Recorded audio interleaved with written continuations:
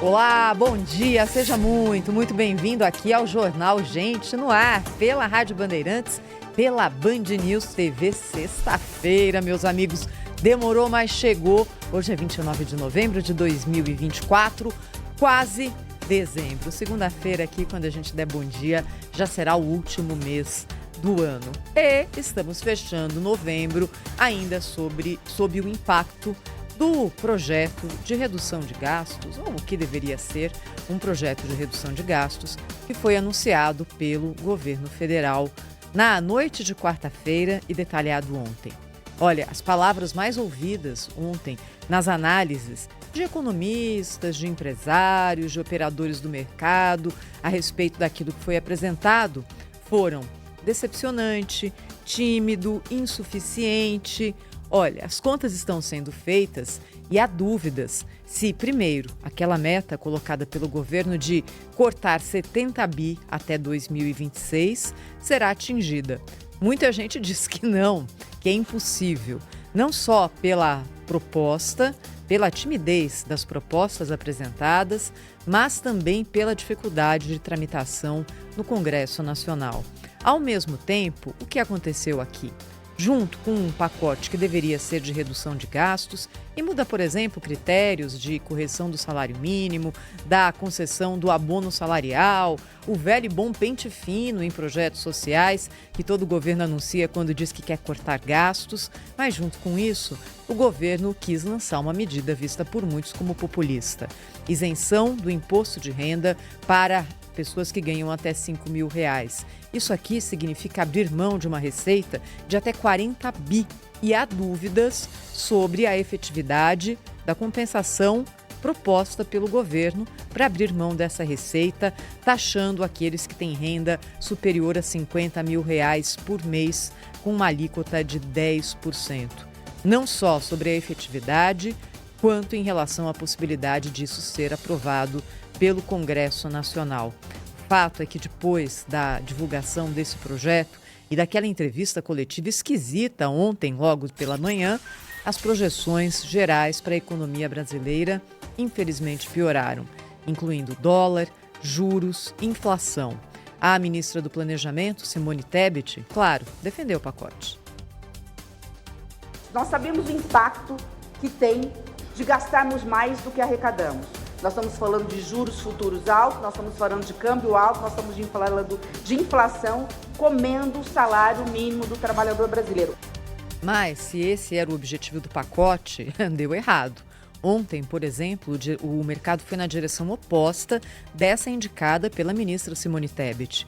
O dólar, pela primeira vez na história, ultrapassou os R$6 e fechou em R$ 5,99. E claro, o dólar é um enorme fator de pressão sobre a inflação. Com pressão maior sobre a inflação, o que vem em seguida? Alta de juros, e a próxima reunião do Copom é agora já, dia 11 de dezembro. Várias instituições financeiras revisaram a sua projeção para a decisão do Copom.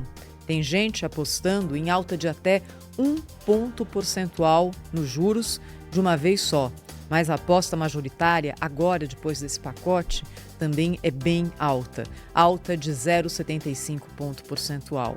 E a tramitação desse pacote? Agora, às vésperas do recesso de fim de ano do Congresso.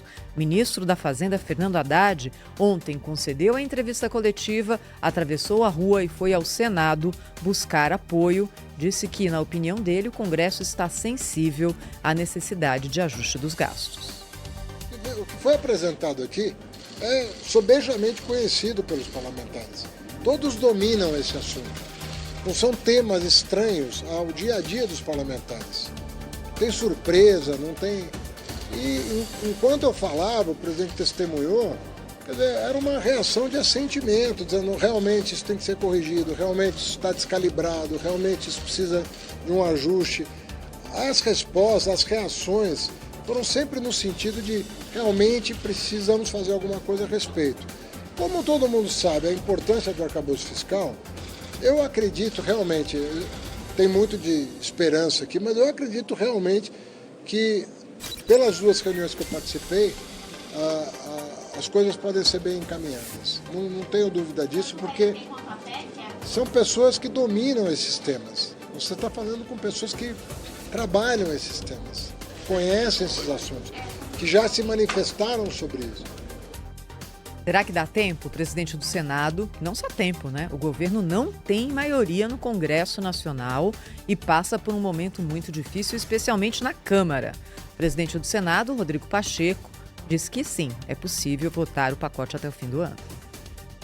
O nosso compromisso no Senado é que, tão logo a Câmara dos Deputados aprecie a proposta de emenda à Constituição e o projeto de lei complementar, o Senado submeta diretamente ao plenário para que possa ser ratificado em revisão aquilo que a Câmara fizer em relação a esse pacote. Então, esse compromisso foi feito com o ministro Fernando Haddad, com o ministro Padilha, com o próprio presidente Lula ontem, do nosso engajamento para que até o final do ano, antes do recesso, possamos ver apreciadas essas medidas da equipe econômica. Portanto, nós vamos ter 3 semanas de muito e intenso trabalho no Senado Federal para que possamos chegar ao recesso parlamentar com a lei de diretrizes orçamentárias, com a lei orçamentária anual aprovadas e também com todas essas medidas legislativas apreciadas pelo Senado Federal. E agora se inclui esse pacote de governança, de controle, de conformidade que em boa hora o governo apresenta para poder ter o controle de gastos públicos.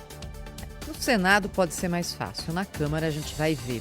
O senador Wellington Fagundes, da oposição do PR do Mato Grosso, disse que o ministro Fernando Haddad está sendo sabotado pelo próprio governo.